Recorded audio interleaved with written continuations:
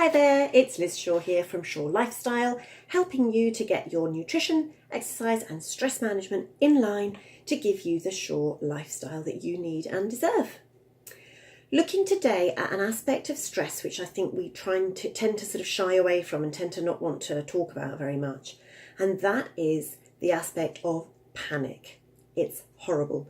The aspect of panic and the aspect of being out of control, and that's the bit that we don't like. So this is when that stress monster starts to bubble up inside of us, and we often get that sense of panic.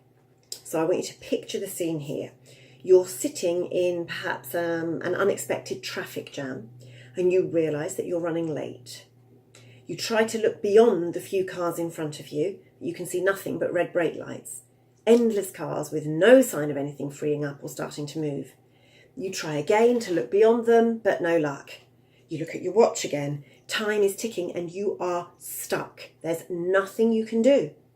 Your mouth's going a little bit dry, palms are starting to sweat, and your breathing is probably starting to race a little bit faster, and you sense a little bit of a sick feeling welling up in the pit of your stomach, and that is panic. Panic and the sense of being out of control, which none of us really like. So what's really happening here? What is this panic really about? It's us realising that we cannot control this. We panic that the traffic will continue to be this bad and we'll be running late for that work presentation or picking up the kids or whatever else it may be, and we can't do anything about it. We may panic that the kids will keep bickering and more and they won't listen to us. They'll eventually tip us over the edge again and we can't control it. So where does all of this end up? Well, some of us may burst into tears. Some of us, and this was definitely me, the old me, will shout and rant and rave at anyone involved. And if that's our kids, it leaves us feeling horribly guilty. Does this all sound familiar? It's a pretty terrible place to be. I truly believe that the vast majority of us really don't like the feeling of being out of control. Although we tend to think negatively of control freaks who have to be fully in control of all situations all of the time, actually, most of us have a little bit of that in us. We need our day-to-day to be pretty well mapped out in front of us, especially when it comes to work commitments and our kids. If work's getting out of hand and it feels wrong and it feels messy and it feels like the boss isn't going to be very happy, even if the boss is you. If the kids aren't listening, especially when you're out and about and it's public, you're in company, it feels like a comment on you and your parenting. It's a horrible helter-skelter of being out of control. And this is the absolute crux of why deep breathing works to relax us.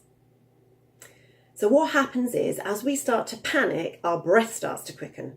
Our heart pounds a little faster, our muscles take on the ability to clench faster and harder, and these are all primitive responses which were developed to allow us to run away from a threat like a wild animal. They're involuntary responses. This is the point here. We are not in control of them. They happen without us having anything to do with it. We are not creating them.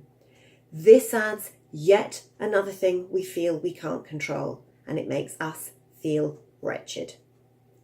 But we can control it by focusing on slowing our breathing, on consciously breathing deep into the tummy. We actually do physically put the brakes on all those other adrenaline type reactions. So we genuinely do slow down and calm down.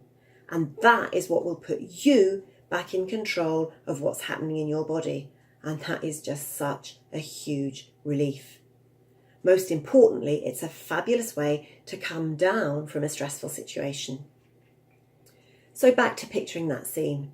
The next time the kids are bickering, the first step is to be aware or present enough to sense the stress building up inside of you. And that's where your daily mindfulness practice will help hugely. When you do sense it bubbling up, take a moment and breathe. Breathe deeply. Breathe consciously. Breathe. When you learn to do this, it puts you back in control, and that is such a fabulously powerful feeling. you'll feel you can conquer the world.